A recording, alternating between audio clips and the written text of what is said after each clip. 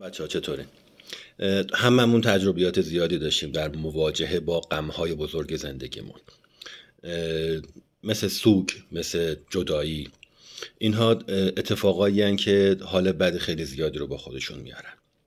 ذهن ما برای اینکه بقای ما رو حفظ کنه اکثر اوقات سعی میکنه یا اون واقعه رو بعد از چندی به فراموشی بسپاره، یا اینکه شما رو کاملا در اون غم فرو ببره و بسته به اینکه چطور به زندگی نگاه میکنید این راهکارا رو بهتون ارائه میده.